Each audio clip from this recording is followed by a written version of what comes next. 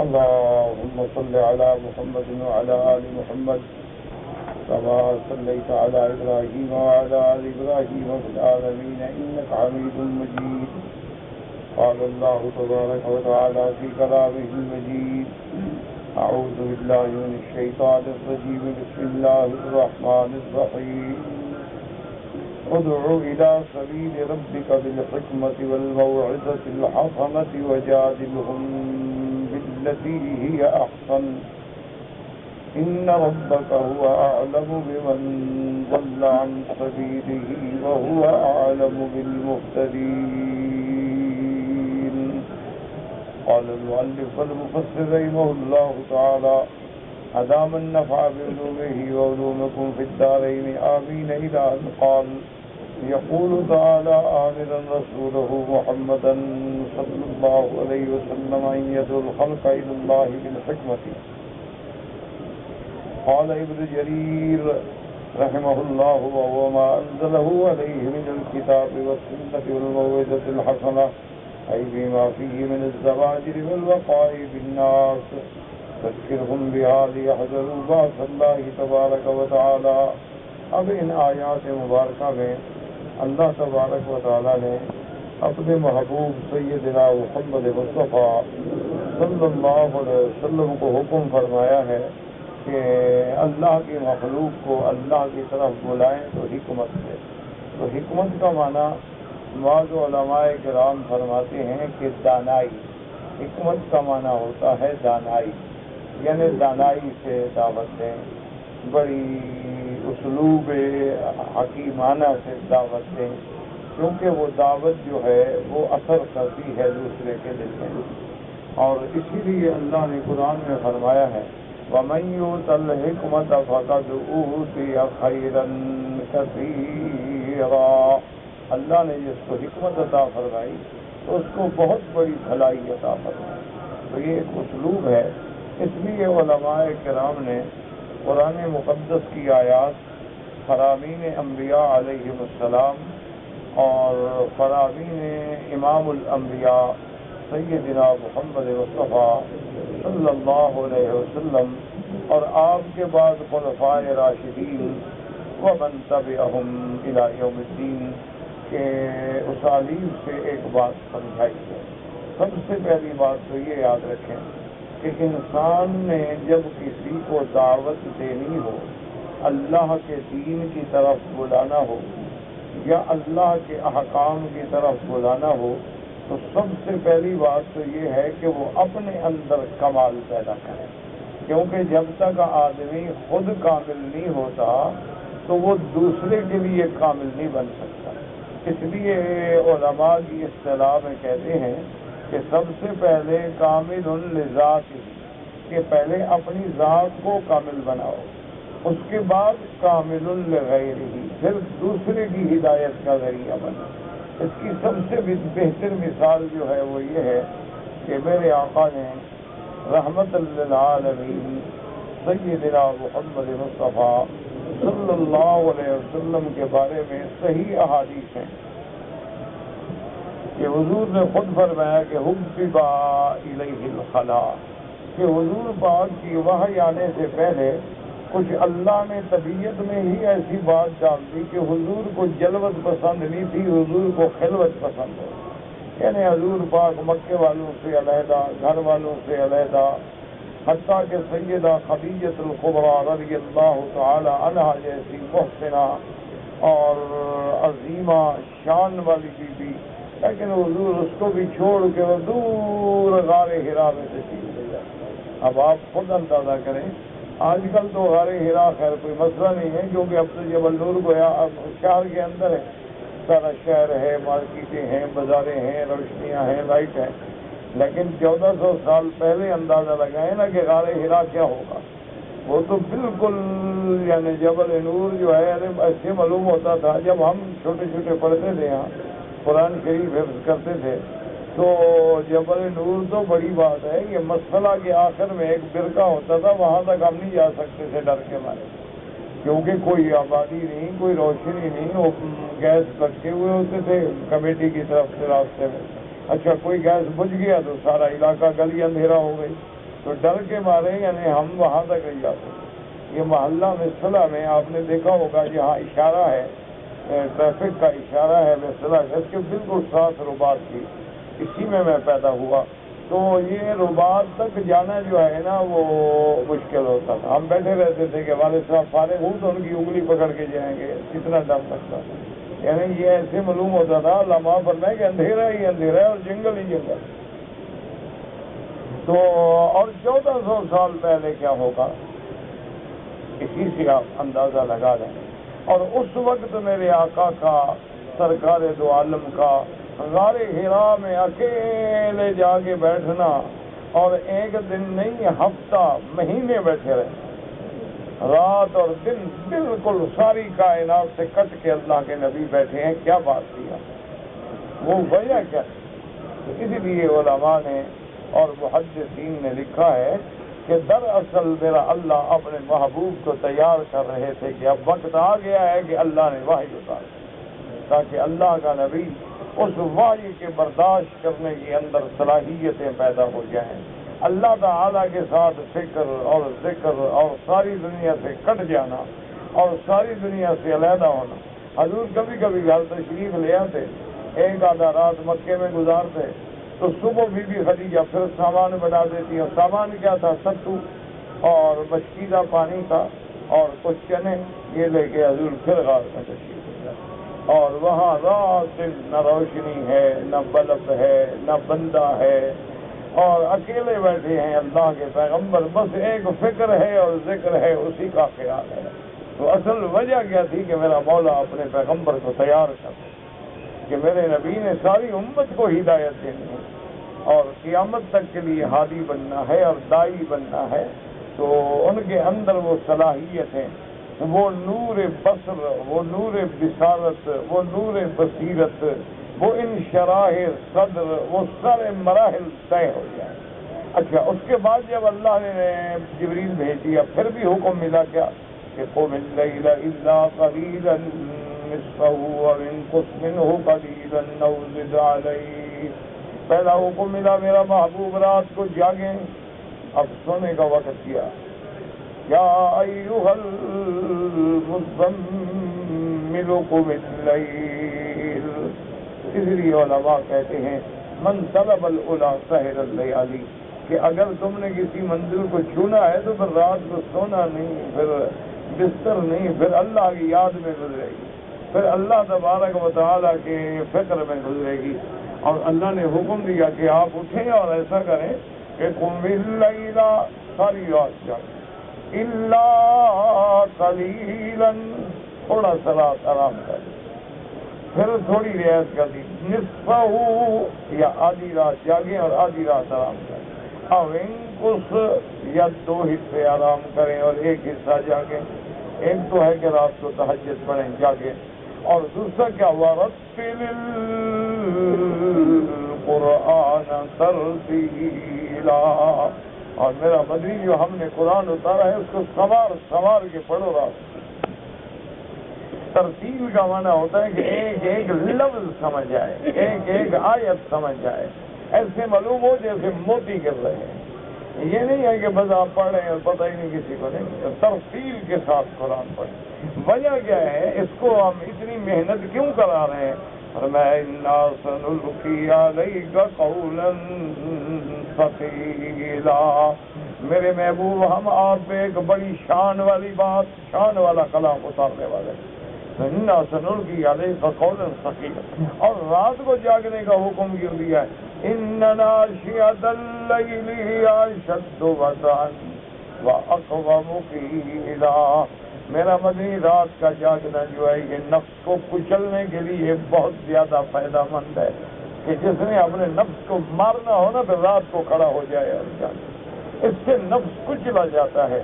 اور دوسرا، دل اور زبان موافق ہوتے ہیں. کیوں؟ شور کوئی نہیں، بندے کوئی نہیں، آواز کوئی نہیں، دیکھنے والا کوئی نہیں، ریا کوئی نہیں، شہرت کوئی نہیں، ایک رب ہے اور ایک بندہ ہے. تو اس وقت جو عبادت ہوتی ہے، اللہ نے فرمایا ان لک فی النہار سبحا طویلا. کیونکہ دن میں آپ کو تو بہت مشغول ہے، واذکر اسم ربک وتبتل الیہ تبتیلا. لیکن یہ بھی نہیں کہ دن کو آپ غافل ہو جائیں نا، دن میں بھی آپ اللہ کے نام کو پکاریں، اللہ کے نام کو پکاریں. وتبتل الیہ تبتیلا، اور ایک گھڑی ایسی بھی ہو کہ سب سے کٹ جائے اسی کی طرف، مخلوق سے تبتل اختیار کرنے، انقطاع عن الخلق ہو جائے. رب المشرق والمغرب لا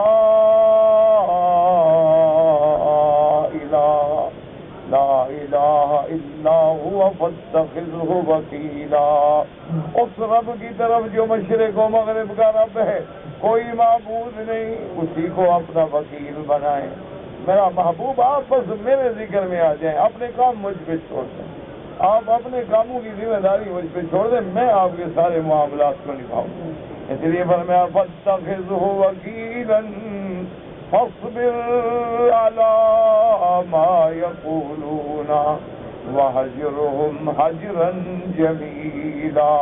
اور میرا محبوب دشمن تو مخالفت کریں گے نا، پر صبر کریں، اور صبر بھی صبر جمیل. ایک تو ہوتا ہے نا مجبوری کا صبر کہ میں جب کچھ کر نہیں سکتا تو خود بخود ہی صبر ہے. ایک ہے کہ نہیں، بالکل ایسا صبر کہ دشمن گالی دے آپ دعائیں دیں، دشمن کانٹے بچھائیں آپ پھول برسائیں، دشمن برا چاہیں آپ بھلا چاہیں. تو اس لیے یاد رکھیں کہ جتنے اولیاء اللہ ہیں نا، اللہ ان کی قبروں پہ کروڑوں رحمتیں فرمائے. اولیاء اللہ جتنے ہیں ان سب کا جو اسلوب ہوتا ہے نا کسی کی اصلاح کا، وہ یہی قرآن کی آیت ہے، یہی وہ سبق ہے جو اللہ کے اولیاء نے حضور سے سیکھا کہ بھئی کسی کی اصلاح کرنی ہے تو کیا ہے، وہ کہیں گے رات کو جاگو. اس لیے بزرگ فرماتے ہیں کہ اگر اللہ کو راضی کرنا ہے اور کسی مرتبے پہ پہنچنا ہے تو پھر یاد رکھو کیا، قلت منام. یاد رکھ لیں یہ اولیاء اللہ کے نسخے ہیں. اللہ توفیق دے آپ کو بھی ہمیں بھی. تو ہم تو اولیاء اللہ کے خادم ہیں، ہم تو ان کے دروازے کے غلام ہیں، ہم تو ان کی جوتیوں کو اپنے سر کا تاج سمجھتے ہیں. یہ کبھی کبھی جو مجھے ہوتا ہے نا دورہ کوئی پیروں کے خلاف یا مولویوں کے خلاف، ایک کاروباری لوگوں کے خلاف، یہ جو مداری ہیں جنہوں نے اللہ کے اولیاء کو بدنام کر رکھا ہے، وہ مولوی جو میری طرح گندے ہیں. ورنہ جو علماء ہیں یا اولیاء ہیں ہم تو ان کے دروازے کے غلاموں کے غلام. تو یہ ایک نسخہ یاد کر لیں، شاید آپ کے بھی کام آ جائے. تو پہلا سبق وہ یہ پڑھاتے ہیں جناب کہ قلت طعام، کہ کھانا کم کر دو. اگر کچھ پیٹ کو نور سے بھرنا ہے نا، تو اگر وہ پہلے ہی گندگی سے بھرا ہوا ہے تو پھر نور کہاں داخل ہوگا. پہلے اگر 2.5 کلو آپ نے چاول ڈالے ہوئے ہیں ماشاءاللہ، اور 2 کلو اندر ڈالڈا ہے، تو پھر اللہ کا ذکر کہاں سے گھسے گا. سب سے پہلا سبق جو ہے قلت طعام، یاد رکھو کھانا کم کر. دوسرا سبق کیا ہے، قلت منام، سونا بھی کم کر، کھانا کم سونا کم. تیسرا سبق یاد رکھو کیا ہے، قلت کلام، کہ بولنا بھی کم کر. بس ان 3 چیزوں پر اگر قابو کر لو نا، یہ پھر رستے آگے اللہ پاک عطا فرما دے. اور تم کہو گے جناب سارا دن میں بک بک بک بک کرتا رہوں اور کوئی پوچھے نہ پوچھے، یہ شروع ہے. سیاست پہ بحث ہے، اور صدارت پہ بحث ہے، وزارت پہ بحث ہے، حکومت پہ بحث ہے، پورے عالم کی ساری پالیٹکس پہ بحث ہے. اور پوچھو کام کیا کرتے ہو، کہ جھاڑو دیتا ہوں بلدی. دیکھو دماغ کتنا وسیع ہے. تو اللہ کے بندے عقل سے بس یہ 3 سبق میرے یاد کر لو، اگر ہو سکتے ہیں تو کبھی کام آئیں گے تمہارے. قلت طعام، قلت منام، قلت کلام. یہاں مجھے ملے تھے ایک دفعہ ایک آدمی، دیہات کا بوڑھا آدمی تھا. وہ مجھے ملا اور بڑی محبت سے اور گلے لگا کے اور بڑے پیار سے. میں نے پوچھا بابا آپ کون ہیں؟ کہنے لگا میں وہ آدمی ہوں کہ تمہارے والد جب پڑھنے آئے تھے ہمارے اس گاؤں میں ایک عالم تھے بہت بڑے، ان کی خدمت میں آئے تھے پڑھنے کے لیے. تو اس بزرگ نے کہا کہ بھائی پڑھانے کے لیے تو میں تیار ہوں، لیکن روٹی کا انتظام نہیں ہے. پڑھانا تو میرے بس میں ہے نا، میں پڑھاؤں گا آپ کو، لیکن کھانا کہاں سے لاؤں؟ مدرسے میں روٹی ہے نہیں. تو انہوں نے کہا کہ میرے باپ نے کہا تھا کہ جی ایک وقت کی روٹی جو ہے وہ میں دوں گا. تو آپ کے والد نے کہا کہ حضرت آپ مجھے پڑھانے سے انکار نہ کریں، میں ایک وقت کی روٹی پہ گزارا کروں گا. تو آپ کے والد وہاں 2 سال پڑھے اور صرف ایک وقت روٹی کھاتے، اور وہ روٹی میرے گھر سے جاتی تھی. روٹی کیا ہوتی تھی؟ کبھی سوکھی روٹی، کبھی باجرے کی روٹی، کبھی گوار کی روٹی، کبھی کوئی گندم کی روٹی اور ساگ، کبھی دال، کبھی کچھ نہیں ہوتا تھا تو بصل کو توڑ کے اوپر رکھ کے دے دیتے تھے. اور وہی ایک روٹی جو ہے تمہارے والد آدھی دن کو کھاتے تھے، آدھی رات کو کھاتے تھے، اور 2 سال میل میں نہ پڑا. اور مجھے یاد ہے والد صاحب فرماتے تھے کہ جب میں ہند میں پڑھنے گیا دیوبند میں اور پھر مظاہر العلوم میں، والد صاحب فرماتے ہیں کہ الحمدللہ ہمیں اتنا ناز تھا کہ ہم مدرسے کے باہر باقاعدہ اشتہار لگاتے تھے کہ جس نے علوم نحو میں طالب نے مناظرہ کرنا ہو، مقابلہ کرنا ہو، ہم تیار ہیں، میدان میں آئے. تو بھوکے رہے تو پھر علم بھی آیا نا. اگر ہم نے حضرت یہ پیزے اور برگر اور میکڈونل کھا کے پڑھا ہے تو آتا بھی تو کچھ نہیں. جیسے شاگرد ملے ویسے استاد ملا. اللہ کی رحمت ہے، مجھے کچھ نہیں آتا، ان کو بالکل کچھ نہیں آتا. اس لیے میں استاد ہوں، یہ شاگرد ہوں، کیونکہ مجھے تو کچھ نہیں آتا، ان کو بالکل کچھ نہیں آتا. تو 1 نمبر تو میرا پھر بھی زیادہ ہو گیا نا. اس لیے میں استاد بنا ہوا ہوں، یہ شاگرد بنے ہوئے. آتا واتا دونوں کو کچھ نہیں، اللہ کی مہربانی. انا للہ و انا الیہ راجعون. بس یہ 3 سبق یاد کر لو. یہ بزرگوں کی باتیں ہیں، میں تو ان کی جوتیوں کا غلام بھی نہیں ہوں، اس قابل بھی نہیں ہوں مجھے جوتیوں میں بیٹھنے دیں. کہ بس یہ 3 سبق: قلت طعام، قلت منام، قلت کلام. یہ 1 مہینہ اس پہ 1 مہینہ عمل کرو اور اس کے بعد دیکھو کہ نتیجہ کیا نکلتا ہے. صرف 1 مہینہ تو ڈٹ جاؤ نا. ڈاکٹر بھی کہہ دیا نا یار 1 مہینہ دودھ نہ پیو، بندہ دودھ چھوڑ دیتا ہے. ڈاکٹر کہتا ہے جی آپ میٹھا نہ کھائیں تو بندہ اس پہ بھی صبر کر لیتا ہے نا. تو یہ اللہ والوں کا ایک صبر. اچھا، اسی طرح بعض بزرگ کہتے ہیں کہ جب چلو تو کیا کرو، وہ کہتے ہیں نظر بر قدم. نظر کیا معنی؟ غضوا ابصارہم. اللہ نے قرآن میں کیا کہا ہے؟ ایمان والو اپنی نظریں جھکا لو. نظر بر قدم. اور اس کے بعد ان کا دوسرا سبق ہوتا ہے کہ خلوت در انجمن، کہ لوگوں میں بیٹھے ہو لیکن معلوم یہ کرو کہ میں کسی کے ساتھ نہیں بیٹھا، بس دل اللہ کے ساتھ. بس یہ باتیں آ جائیں تو پھر کام بن جائے گا. مجھے تو آئی نہیں، تم محنت کر کے دیکھ لو، تم محنت کر کے دیکھ لو. میں تو ہوں فارغ کا فارغ، خالی بس ڈھول کا پول. خالی ڈھول ہو نا، بڑا بچہ ہے، اس لیے ہم بھی بچتے رہتے ہیں، اندر تو ہے کچھ نہیں. کچھ سیکھ جاتے. بدقسمتی تھی کہ ایسی قوم سے تعلق تھا، خناس قوم کے ہم لوگ ہیں، کسی کے آگے نیاز مندی کی نہیں، کچھ کرتے تو حاصل ہو جاتا. بہرحال تو اب دیکھیں کہ یہ سارا بزرگوں نے کہاں سے لیا ہے؟ میرے محبوب سے. پہلا سبق کیا تھا کہ رات کا نماز، تو کیا آ گیا تھا؟ تقلیل نوم. وہ قلت منام آ گئی کہ نہیں؟ قم اللیل الا، آ گیا کہ نہیں آیا؟ اچھا، اس کے بعد کیا ہے؟ رتل. تو جب قرآن پڑھو گے تو کلام خود بخود کم ہو جائے گا نا، قرآن تو اللہ کا کلام ہے نا. اچھا، اس کے بعد دن میں بھی کیا کرنا ہے؟ وذکر اسم ربک. وذکر اسم ربک، اللہ کا نام، رب کا. اچھا، تو جو لوگ اللہ اللہ کرتے ہیں کس کا نام ہے؟ ہاں جی، نہیں، اللہ کس کا نام ہے؟ تو اللہ نے خود حکم دیا لیکن کہ بس کرو اسما ربک، اس لیے جو لوگ اللہ اللہ کرتے ہیں ان پہ اعتراض نہ کیا کرو، وہ بھی انہیں آیتوں پہ عمل کرتے ہیں۔ اچھا اس کے بعد جناب یہ ہے کہ پھر ایک اور منزل کیا تھی، وَتَبَتَّلْ إِلَيْهِ، اب مخلوق سے کٹ جانا ہے۔ تبتل یہ رہبانیت نہیں، رہبانیت الگ چیز ہے، تبتل بنا انقطاع عن الخلق، انقطاع عن الخلق کا وہ میں نے کیا بتایا تھا، خلوت در انجمن، کے لوگوں میں رہ رہے ہو لیکن سب سے کٹے ہوئے، اپنے اللہ سے جڑا ہوا ہے۔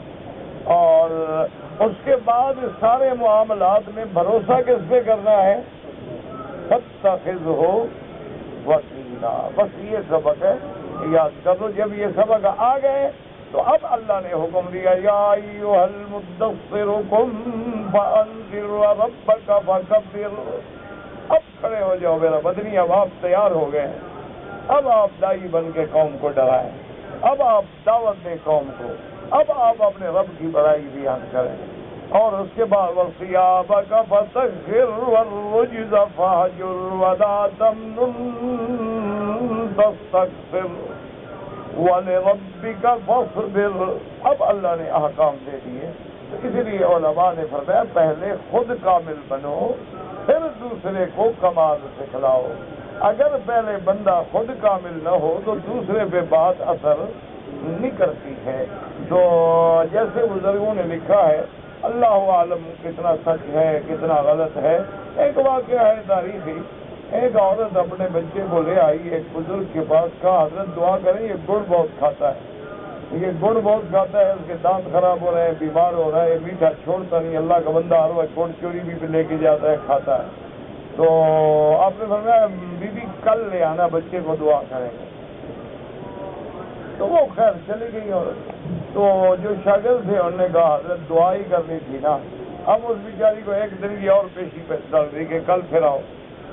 اب وہ غریب پتہ نہیں کہاں سے چل کے آئی تھی، تو فرمایا یار بات یہ ہے کہ میں نے صبح خود گڑ کھایا تھا تو مجھے شرم آئی، کیسے دعا کروں، میں خود تو گڑ کھا کے بیٹھا ہوں اور اس کو دعا کروں کہ تم گڑ نہ کھاؤ، تو مجھے شرم آئی اس لیے میں نے دعا نہیں کی، کل میں گڑ نہیں کھاؤں گا تو اس کو دعا کروں گا انشاءاللہ۔ تو اس لیے اصول یہ ہے کہ تم خود نماز نہ پڑھو اور اولاد کو کہو نماز پڑھیں، خود نماز نہ پڑھو اور بیوی سے کہو نماز پڑھو، خود نماز نہ پڑھو اور غلاموں سے اور ملازموں سے کہو نماز پڑھو، خود تم کلین شیو ہو اور تو اولاد سے کہو وہ سنت کے مطابق داڑھی رکھے، یہ بس لفظی ہے۔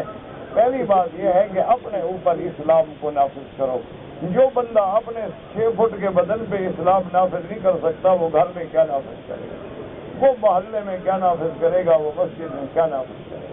یہی وجہ ہے میرا بھائی کہ پہلے صحابہ جس شہر سے گزرتے تھے وہ شہر مسلمان ہو جاتے تھے۔ محمد ابن قاسم جہاں جہاں سے گزرتا گیا اسلام پھیلتا گیا۔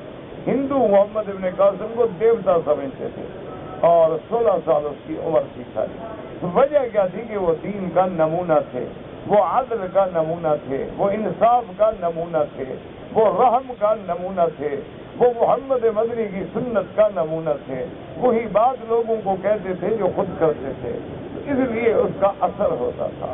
تو اللہ تبارک و تعالیٰ نے فرمایا ایک تو یہ یاد رکھو کہ پہلے اپنے اندر کمال پیدا کرو۔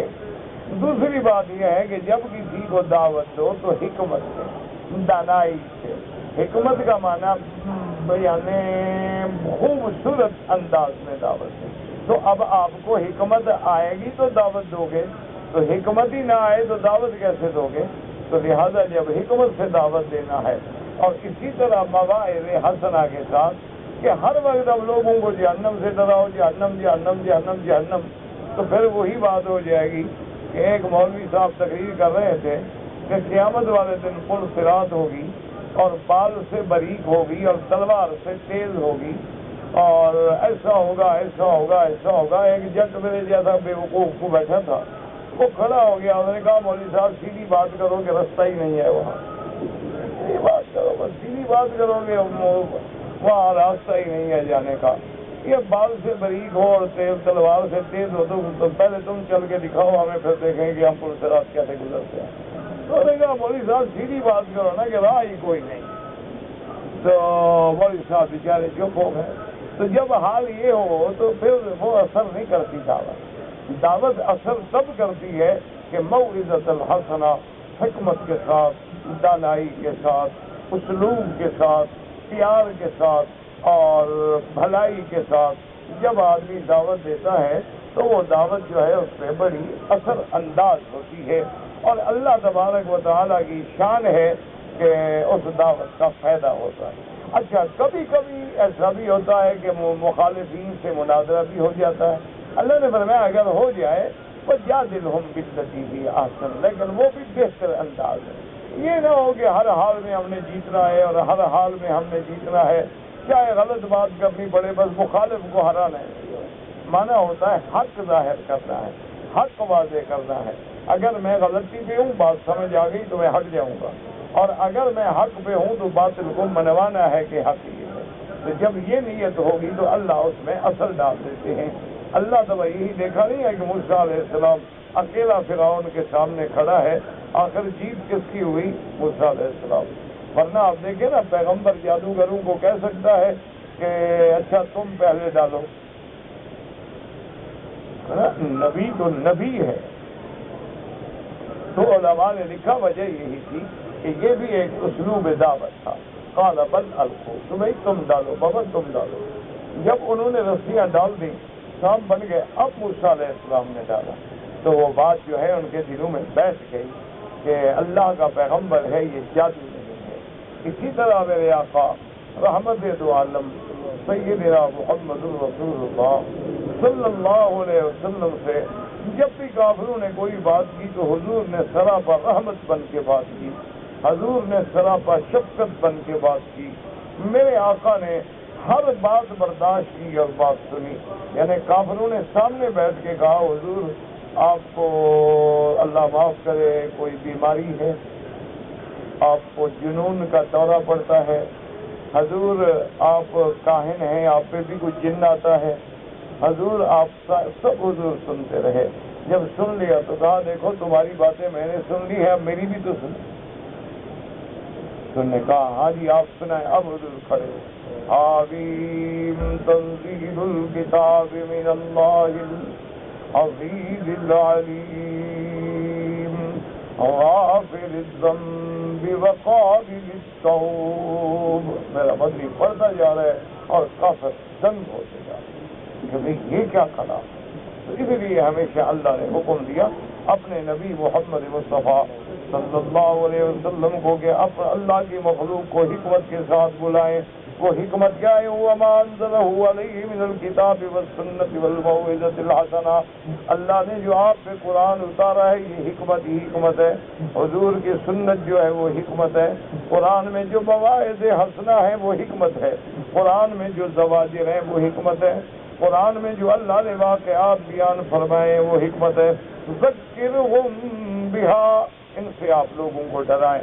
لیحذروا باس اللہ تعالی، تاکہ اللہ کے عذاب سے وہ بچ جائیں اور ڈر جائیں. کہ آپ ان کو بتائیں کہ قوم نوح کے ساتھ کیا ہوا، قوم عاد کے ساتھ کیا ہوا، قوم سمود کے ساتھ کیا ہوا، قوم لوط کے ساتھ کیا ہوا. ان سب باتوں سے آپ ان کو ڈرائیں. وقوله تبارك وتعالى وجادلهم بالتي هي أحسن أي من تاج من ملا مناظرة وجدال فليكن بالوجهات من رفق ولين واستخطاب. اور میرا مدنی صلی اللہ علیہ وسلم اگر ایسا وقت آ جائے کہ مناظرے کی ضرورت ہو جائے، مناقشہ کی ضرورت بن جائے تو وہ بھی بہتر انداز میں نرمی کے ساتھ، لین کے ساتھ، حسن خطاب کے ساتھ. اسی لیے علماء نے لکھا ہے، حدیثوں میں موجود ہے کہ ایک بہت بڑا وفد آیا تھا میرے محبوب کی خدمت میں نجران سے. نجران کے علاقے میں جو تھے نا، حضور کے زمانے میں بھی نصرانی تھے، مسیحی تھے. تو وہاں سے ایک بہت بڑا وفد آیا عبد المسیح کی قیادت میں، اور 60 آدمیوں کا وفد تھا. اس میں ان کے بڑے بڑے احبار تھے، عالم تھے، پیر تھے، پنڈت تھے، اور بڑے بڑے ساہوکار، تاجر، صنعت کار، سارے گرینڈ وفد آیا. تو حضور کی خدمت میں آیا. انہوں نے کہا کہ یا رسول اللہ صلی اللہ علیہ وسلم، ہم نجران سے آئے ہیں اور ہم نصارہ ہیں، ہم چاہتے ہیں کہ آپ سے بات چیت کریں، ڈائلاگ سے بات کریں، مناظرہ آپ کا ہمارا ہو جائے تو بات چیت سے ہی مسئلہ حل ہوتا ہے۔ فرمایا یہی تو میں چاہتا ہوں۔ تو حضور نے ان کو ٹھہرا دیا اور مسجد میں ٹھہرایا، ان کا اکرام کیا، عزت کی، احترام دیا۔ تو جب وہ دوسرے دن حضور کی خدمت میں آئے، حضور نے فرمایا ہاں جی فرماؤ، بتاؤ کیا چاہتے؟ انہوں نے کہا حضور بات یہ ہے کہ ہم آپ سے کچھ سوال کریں گے، آپ عیسیٰ علیہ السلام کو مانتے ہیں؟ حضور نے فرمایا بالکل مانتے ہیں۔ انہوں نے کہا حضور بی بی مریم؟ آپ نے فرمایا بی بی مریم کو بھی مانتے ہیں۔ تو انہوں نے کہا کہ حضور آپ کے وحی میں اللہ نے جو قرآن اتارا ہے اس میں حضرت عیسیٰ علیہ السلام اور بی بی مریم کا ذکر ہے؟ بالکل ذکر۔ انہوں نے کہا حضور اب آپ کا ہمارا مسئلہ ذرا قریب آ گیا ہے کہ ہم بھی عیسیٰ علیہ السلام کو مانتے ہیں، آپ بھی مانتے ہیں، ہم بھی بی بی مریم کو مانتے ہیں، آپ بھی مانتے ہیں۔ اب صرف ہمارا ایک سوال ہے، حضرت عیسیٰ علیہ السلام کا کوئی باپ ہے؟ حضور نے فرمایا کہ نہیں، اللہ نے ان کو بغیر باپ کے پیدا کیا۔ تو انہوں نے کہا کہ حضور اب مہربانی فرمائیں، بس ایک چھوٹی سی بات رہ گئی ہے، آپ حضرت عیسیٰ کو شان والا بھی مانتے ہیں، اولو العزم من الرسل بھی مانتے ہیں، آسمانوں میں زندہ بھی مانتے ہیں، اور عیسیٰ علیہ السلام کو شان والا بھی مانتے ہیں، بی بی مریم کو صدیقہ بھی مانتے ہیں۔ بی بی مریم اگر تو عیسیٰ علیہ السلام کے علاوہ اللہ کی اس کائنات میں کوئی اور بچہ ہے جو بغیر باپ کے پیدا ہوا ہے تو آپ بتا دیں، بات ختم ہو گئی، ہم آپ کی بات مان لیں گے۔ اور اگر عیسیٰ علیہ السلام کے علاوہ اور کوئی بچہ بغیر باپ کے پیدا نہیں ہوا تو پھر آپ ہماری بات مان لیں کہ اللہ کا بیٹا ہے۔ حضور صلی اللہ علیہ وسلم نے ابھی جواب نہیں دیا کہ اللہ نے وحی نازل کیا۔ اللہ نے فرمایا کہ جبرائیل فوراً وحی لے کے جاؤ، اور اللہ نے قرآن نازل کیا کہ میرا بندی آپ ان کو سنائیں، قرآن سنائیں گا۔ ان مثل عیسیٰ عند اللہ کمثل آدم خلقہ من تراب ثم قال له كن فيكون۔ اللہ نے فرمایا کہ عیسیٰ کی مثال ایسی ہے جیسے آدم، کہ اللہ نے آدم کو مٹی سے پیدا کیا۔ عیسیٰ کا تو باپ کوئی نہیں، آدم کی تو ماں بھی کوئی نہیں، باپ بھی کوئی نہیں، اللہ نے بغیر ماں باپ کے پیدا کیا ہے۔ تو اب جناب چپ، سب بات سنی۔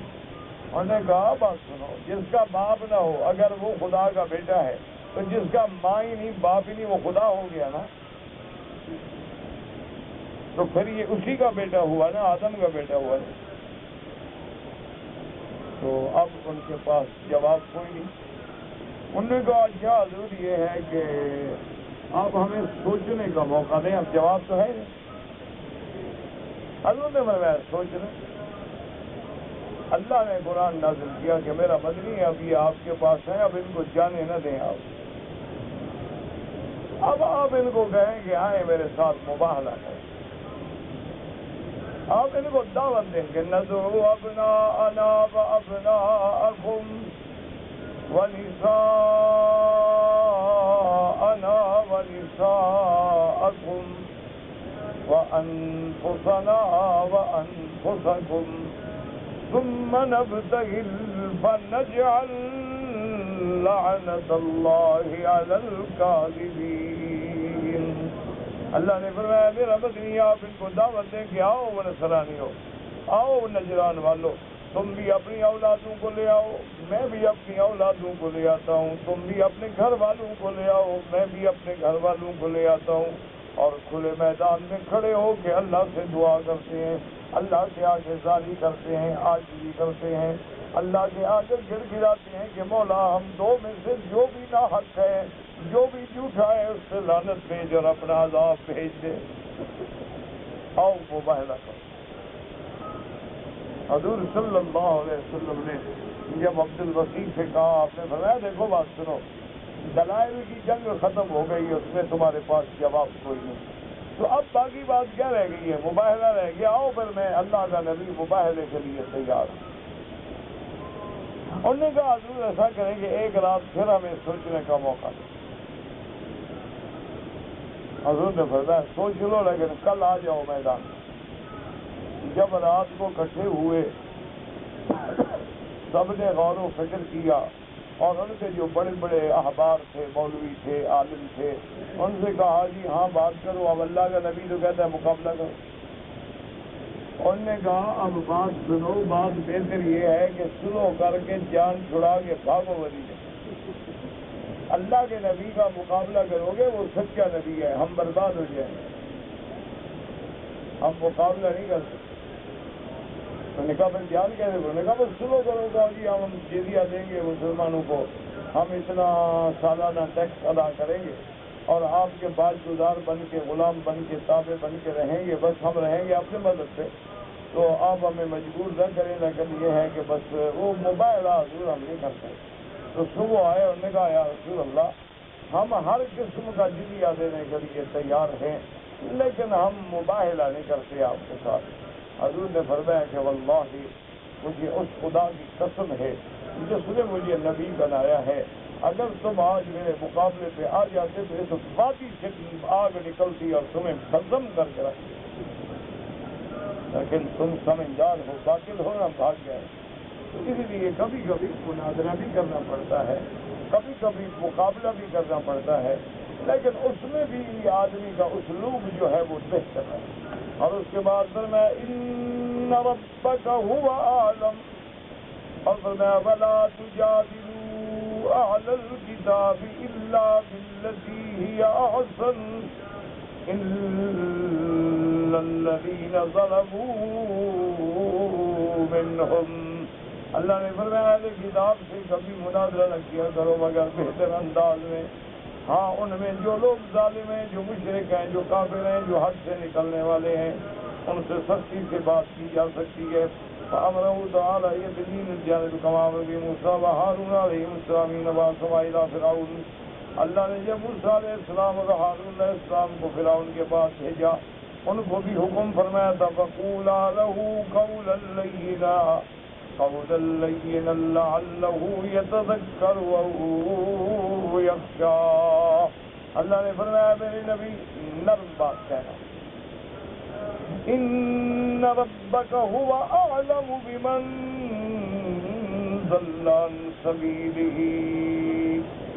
اللہ نے فرمایا قد علم الشقی منهم والسعید وكتب ذلك عنده وفرغ منه فادعهم الى الله ولا تذهب نفسك على من ضل منهم حسرات فانه ليس عليك هداهم انما انت نذیر علیک البلاغ وعلینا الحساب۔ اللہ نے فرمایا میرا مدنی اللہ جانتے ہیں ان میں کون شقی ہے، کون سعید ہے، کون مومن ہے، کون کافر ہے، یہ ابھی پیدا بھی نہیں ہوئے تھے تو اللہ جانتے ہیں۔ تو اللہ پاک تو ہر چیز لکھ بھی چکے، جان بھی چکے۔ آپ کا کام یہ ہے کہ فادعوہم الی اللہ، اللہ کی توحید کی طرف ان کو دعوت دیں۔ ولا تذهب نفسك على من ضل، اور جو گمراہ ایمان نہیں لے آتے آپ اپنی جان کو ہلکان نہ کریں۔ فإنه ليس عليك هداهم، ان کو ہدایت دینا آپ کا کام نہیں ہے، آپ کا کام یہ ہے کہ آپ ان کو اللہ کے عذاب سے ڈرائیں۔ علیک البلاغ، آپ کے ذمے اللہ کا دین پہنچانا ہے، وعلینا الحساب، باقی حساب لینا قیامت میں وہ اللہ کے ذمے ہے۔ آپ دین پہنچاتے رہیں، جو مان جائے مان جائے، نہ مانے نہ مانے۔ انک لا تہدی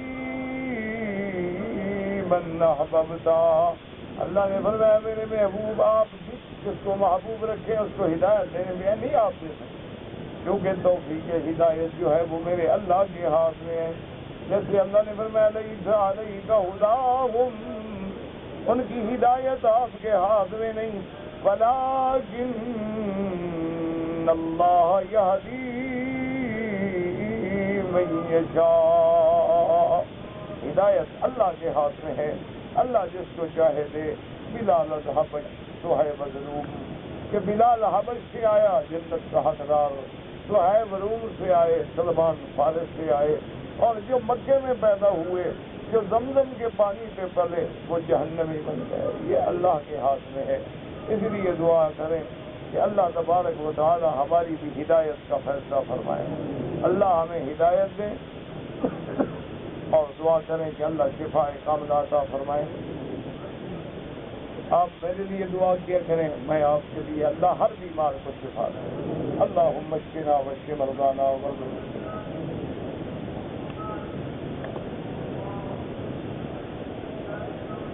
کہتے جی کہ اللہ معاف کرے، کسی آدمی نے کسی عورت سے، اللہ معاف کرے، زنا کیا، اس سے ایک لڑکی پیدا ہوئی، وہ لڑکی جو ہے اب جوان ہو گئی ہے، تو کیا اس سے نکاح ہو سکتا ہے؟ بالکل ہو سکتا ہے، کیوں نہیں ہو سکتا؟ دیکھو نا، سب سے پہلی بات تو یہ ہے کہ اس لڑکی کا کیا قصور ہے بھائی؟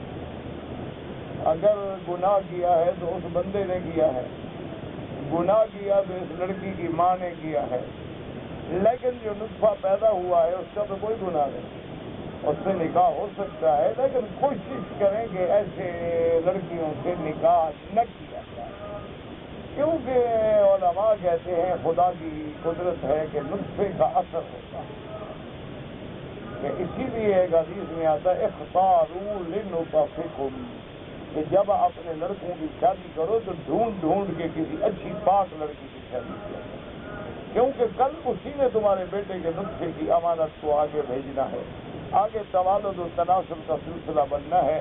تو خدا کی شان ہے کہ اگر بنیاد غلط ہو نا تو دیوار بھی اوپر غلط جاتی ہے، اس لیے علماء کہتے ہیں کہ اولاد کی زنا جو ہے، ایسے لوگ، مثلا لڑکا ہے زنا سے پیدا ہوا تو رشتہ نہ کریں، لڑکی ہے زنا سے پیدا ہوئی تو رشتہ نہ کریں، نکاح تو ہو جائے گا، مسلمان ہے، کلمہ پڑھ دیا، ٹھیک ہے، بات ختم ہو گئی، لیکن احتیاط۔ اسی لیے ایک آدمی نے حضور پاک سے پوچھا کہ یا رسول اللہ صلی اللہ علیہ وسلم، میں نے شادی کرنی ہے تو کس قسم کی لڑکی سے شادی کروں؟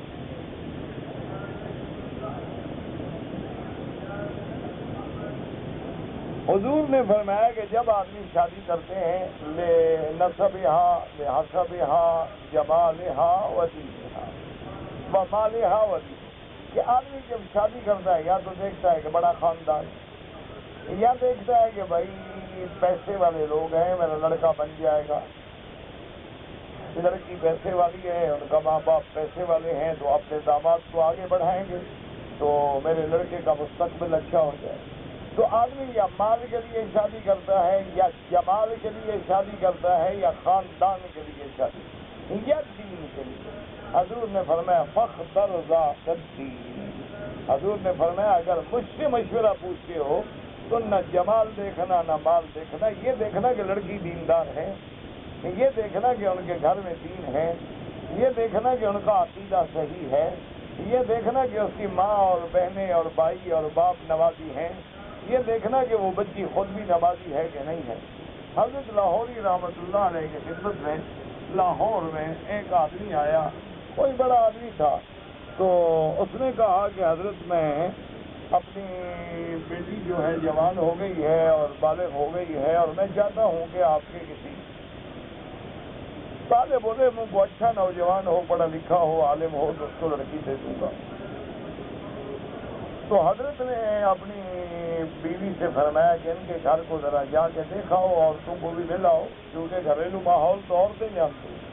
تو بیوی صاحبہ تشریف لے گئے، واپس آئے تو نے کہا کہ حضرت کسی طالب سے رشتہ نہ کریں۔ انہوں نے کہا کیا بات ہے؟ نے کہا دولت بھی بڑی ہے، حسن بھی بڑا ہے، جمال بھی بڑا ہے، لیکن ان کے گھر میں دین نہیں، ان کے گھر میں نماز نہیں، ان کے گھر میں قرآن نہیں، ان کے گھر میں تلاوت نہیں ہے، اعلیٰ سے اعلیٰ کمرے سجے ہوئے تھے، ایک سے ایک بیڈ روم اور ڈرائنگ روم اور ڈائننگ روم اور باتھ روم اور کیا کیا اور دنیا کی کلاکریاں، لیکن نماز کا وقت آیا تو سارے گھر میں مصلی نہیں تھا، نماز کا وقت آیا تو ان کو یہ بھی پتہ نہیں تھا کہ قبلہ کس طرف ہے. نماز کا وقت آیا تو ان کو وضو کے لیے لوٹا نہیں ملا. انہوں نے کہا کہ کوئی تم اپنا چھوٹی سی پھٹی ہو تو میں بیٹھ کے وضو کروں گی. انہوں نے کہا جی بھیا کھڑے ہو کے وضو کر لیں اور تو جگہ ہے نہیں اور ہمارے بھیا کرسی پہ بیٹھ جائیں. تو باہر اس لیے ان کے گھر میں اور تو سب کچھ ہے لیکن دین نہیں. اسی لیے علماء نے لکھا ہے کہ جو لڑکی اپنے اللہ کا حکم نہ مانتی ہوگی وہ شوہر کا کیا مانے گی. جو لڑکی محمد مصطفیٰ سے وفادار نہیں ہے وہ تیری وفادار کیسے بن سکتی ہے. لیکن یہ میں جو باتیں کر رہا ہوں نا یہ کر رہا ہوں علماء کے لیے, نیک لوگوں کے لیے, مسلمانوں کے لیے. تیری میری جو برادری ہے نا تم سب سے پہلے یہ دیکھا کرو کہ کس کلب سے اس نے سرٹیفکیٹ لیا ہے اور ڈانس کس سے سیکھا ہے اور گانے شانے میں کتنا ایڈوانس ہے اور کون سے بیوٹی پارلر سے اس کا رابطہ ہے اور بال شال کی کٹنگ شٹنگ کہاں سے کرواتی ہے اور کالج یونیورسٹی میں کتنا سوشل ہے, کتنا ایڈوانس ہے اور کتنا اس کے ایٹیکیٹس ہیں اور کتنی نوجوانوں سے اس کی ماشاءاللہ اٹھنا بیٹھنا ہے. یہ ساری چیزیں ہوں تو پھر بالکل آنکھیں بند کر کے شادی کر لو. انشاءاللہ دونوں جہنم میں جائیں انشاءاللہ.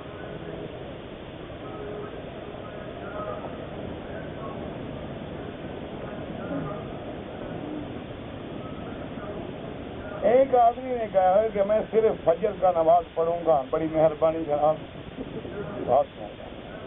دیکھو نا آپ فجر کی بھی نہ پڑھو تو ہم کیا کر رہے ہیں. ہاں جی یہ بڑی احسان نہیں ہے. کہتے صرف فجر کا پڑھوں گا اور نہیں کر پڑتا. اس کو جناب جو ہے نا یہ جو آتے ہیں نا کہتے ہیں نماز نماز, ان کو اس کا گھر بتا دو انشاءاللہ پانچوں پڑھے گا. صرف وہ جب آتے ہیں نا سلو کہتے ہیں نماز پڑھو موٹروں میں گاڑیوں میں اسپیکر پہ, ان کو ذرا بتا دو کہ یہ شریف آدمی 4 نہیں پڑھتا 1 پڑھتا ہے. انشاءاللہ اگلے دن 6 پڑھے گا. یہاں تو علاج آسان ہے, صرف اشارے کی دیر ہے. میں قرآن شریف پڑھتا ہوں جلدی یاد نہیں ہوتا, یہ اللہ کی مرضی. تو محنت کرتے رہو, نہ ہو یاد ہو یا نہ ہو ہمارے دن میں ہے محنت, باقی اللہ کی مرضی. میری والدہ بیمار ہیں, اللہ سب کو شفا دے. ایک عورت نے شادی کیا, شوہر مر گیا. اس عورت نے دوسری شادی کی. اس عورت نے پہلے والے شوہر کی بیٹی دوسرے شوہر کی بیوی کے بیٹے کو دی. کوئی حاضر نہیں, کچھ نہیں ہوتا. میرا والد بیمار ہیں, اللہ سب کو شفا عطا فرمائے. اللہ مجھے بھی دعا کریں, میرے گھر کے لیے بھی میرے لیے بھی. اللہ بیماریاں پریشانیاں ظاہری باطنی روحانی جسمانی نفسانی, ہم عاجز ہیں, ہم کسی امتحان کے قابل نہیں. ہم تو صرف مولا تیری نظر کرم چاہتے ہیں. اگر طواف کے دوران احرام پھٹ جائے تو ہم سلائی کر سکتے ہیں, کوئی عرض نہیں. سلائی بھی کر سکتے ہیں, احرام بدل بھی سکتے ہیں.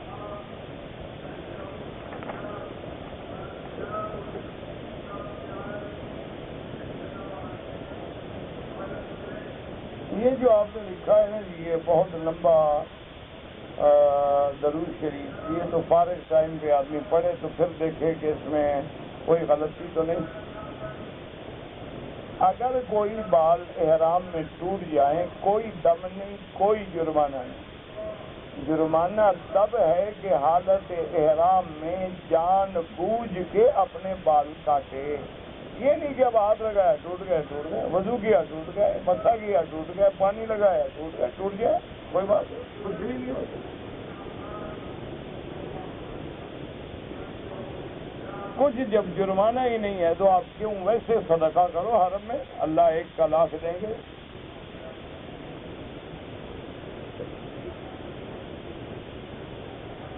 میں قصاب یعنی ذبح کا کام کرتا ہوں. 2-2.5 ہزار جانور میں نے ذبح کر دیا, کیا ہو گیا؟ 2-2.5 ہزار 2-2.5 لاکھ کر لو, کیا فرق ہے؟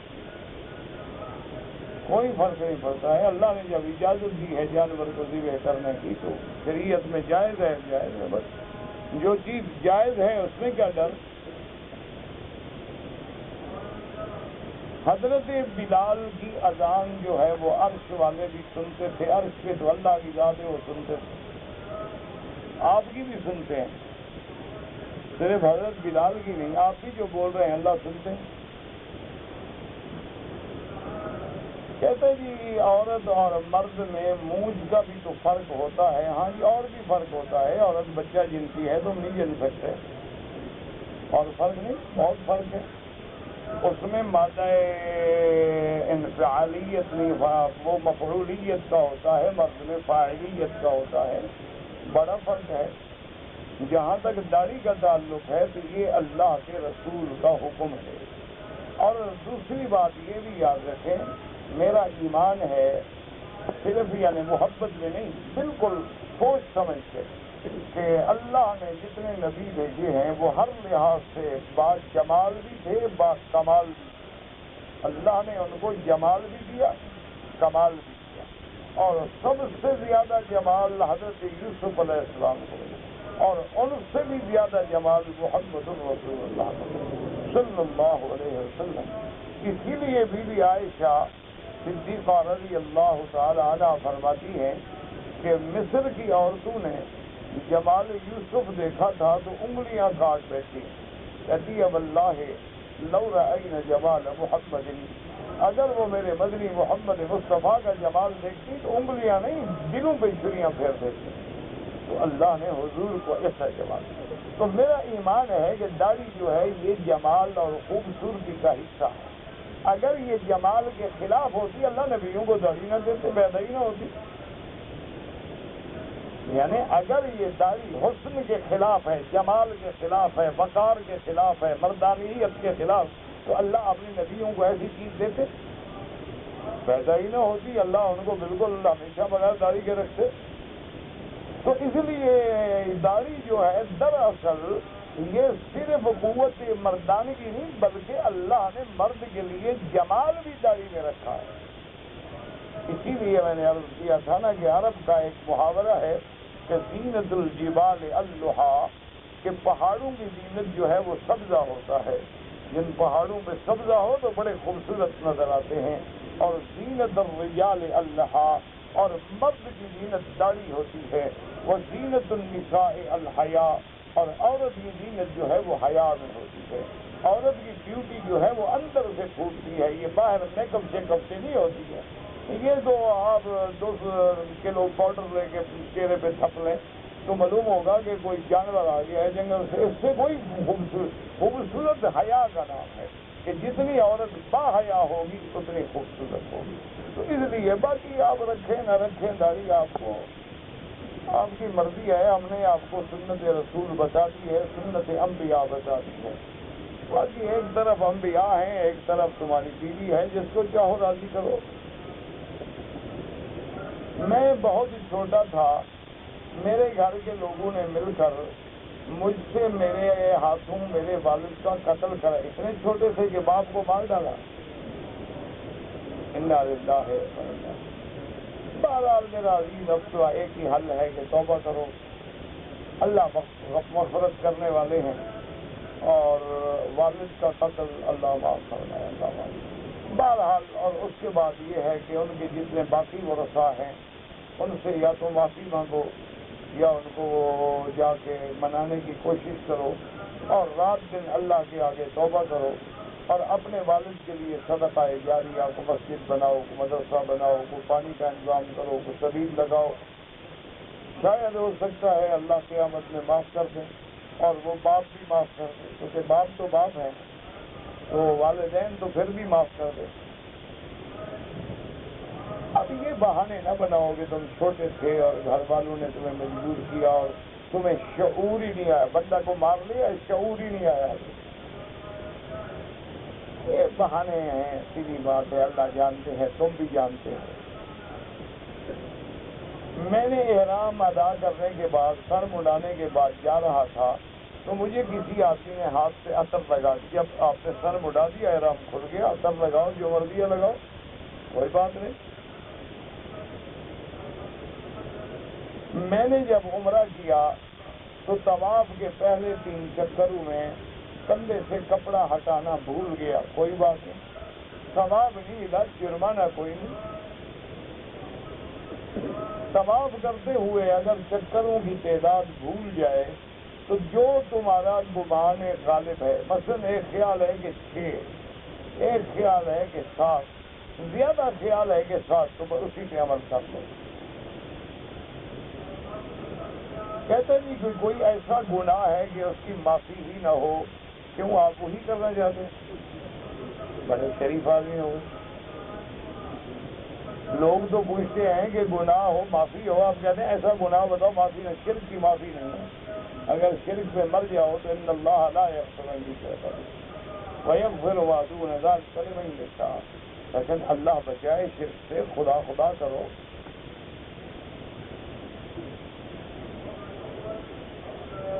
ہمارا ایک دوست ہے جو فجر کی نماز 7 بجے پڑھتا ہے، سبحان اللہ۔ ایسے دوست سے دوستی چھوڑ دو، ملنا جلنا بھی چھوڑ دو۔ جو آدمی نماز عمدن چھوڑتا ہے، عمدن لیٹ کرتا ہے، بہت بڑا گناہ ہے، اللہ تبارک و تعالیٰ اس کو ہدایت دے۔ اگر فجر کی 2 سنتیں نہیں پڑھی تو نماز کے بعد بھی پڑھ سکتے ہو اور سورج نکلنے کے بعد بھی پڑھ سکتے ہو۔ اسی طرح اگر آپ نے ظہر کی سنتیں نہیں پڑھی تو نماز کے بعد پڑھ لیں گے۔ اگر ہم مدینہ منورہ میں جائیں تو روضہ مبارک پہ جب ساتھ کھڑے ہوں تو بالکل آپ جائیں، ادب سے جائیں، غسل کریں اور پاک صاف کپڑے پہنیں، خوشبو لگائیں اور بڑے ادب سے مسجد نبی میں داخل ہوں اور دایاں پاؤں پہلے رکھیں، بسم اللہ والصلاۃ والسلام علی رسول اللہ، اللہم اغفر لی ذنوبی وافتح لی ابواب رحمتک، یہ پڑھتے ہوئے درود پڑھتے ہوئے چلے جائیں۔ روضۃ من ریاض الجنہ میں موقع ملے تو سبحان اللہ، ورنہ پورے حرم میں جہاں موقع ملے 2 رکعت نماز تحیۃ المسجد پڑھیں، کیونکہ اللہ کا حق جو ہے وہ حضور کے حق سے مقدم ہے۔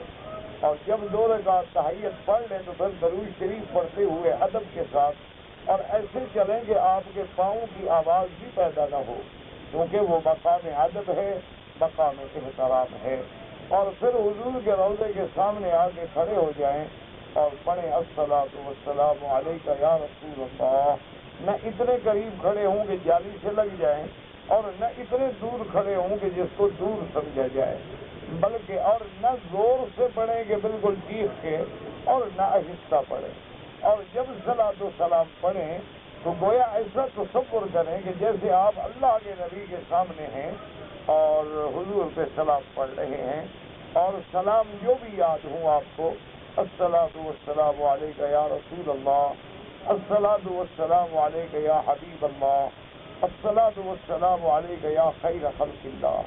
اور اس کے بعد پھر سیدنا ابو بکر پہ سلام پڑھیں، پھر سیدنا عمر پہ سلام پڑھیں اور اس کے بعد پھر آگے جا کر قبلے کی طرف رخ کر کے اللہ تبارک و تعالیٰ سے دعا مانگیں۔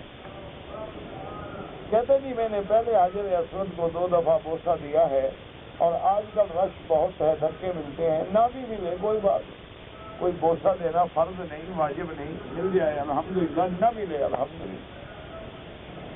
ایک آدمی نماز جنازہ مولوی صاحب ہیں، وہ اونچی آواز سے پڑھاتے ہیں، ایسا ایسا روز نئے مسئلے نکلیں گے نا بھائی، آج تک تو ہم نے نہیں سنا تھا، ابھی ماشاءاللہ نئے نئے محقق، نئے نئے مجتہد، نئے نئے علماء پیدا ہو رہے ہیں اور نئے نئے مسائل آ رہے ہیں۔ بہرحال بھائی ہم نے تو نہ پڑھا ہے، نہ سنا ہے، نہ دیکھا ہے، تو اللہ انہیں بھی سمجھ دے اور ہمیں بھی سمجھ دے۔ میں نے کراچی سے احرام باندھا، میں شوگر کا مریض تھا، میں پیشاب نہ روک سکا، میرے احرام خراب ہو گئے، ہوٹل میں آیا، میں نے 2 گھنٹے کے لیے کپڑے پہن لیے اور وہ احرام دھویا اور پھر احرام باندھ کے عمرہ کیا، کوئی بات نہیں، آپ کا عمرہ ٹھیک ہو گیا۔ لیکن آپ نے چونکہ 2 گھنٹے کے لیے کپڑے سلے ہوئے پہنے ہیں تو 4-5 ریال خیرات کرتے ہیں، ویسے کوئی جرمانہ نہیں، نہ بھی کریں خیرات تو کچھ بھی ہوگا، لیکن احتیاط اسی میں ہے کہ صدقہ کر دیں۔ میں نے ایک آدمی کو پیسے دیے تھے قرضہ، اس نے قرض حسنہ کے بدلے میں ایک مکان بطور رہن مجھے دیا تھا، اب وہ بندہ بھی مر گیا، خودکشی کر گیا، اور اس کے بچے جو ہیں وہ اس مکان میں رہتے ہیں، تو کیا میں ان پیسوں کو زکوٰۃ میں بدل دوں؟ یعنی جو پیسے ڈوب جائیں وہ اللہ کے، جو تمہارے پاس ہیں وہ تمہارے۔ دیکھو کیسا سمجھدار مسلمان ہے، یعنی جو قرضہ ڈوب گیا ہے وہ تو خدا کے کھاتے میں ڈالنا چاہتا ہے، اور جو پیسہ گھر میں ہے وہ حضرت کا ہے، وہ جناب آپ زکوٰۃ میں نہیں ڈال سکتے۔ ایک سنت مؤکدہ فجر یہ ظہر میں نے بتایا ہے، پہلے نہ پڑھ سکو بعد میں پڑھ لو۔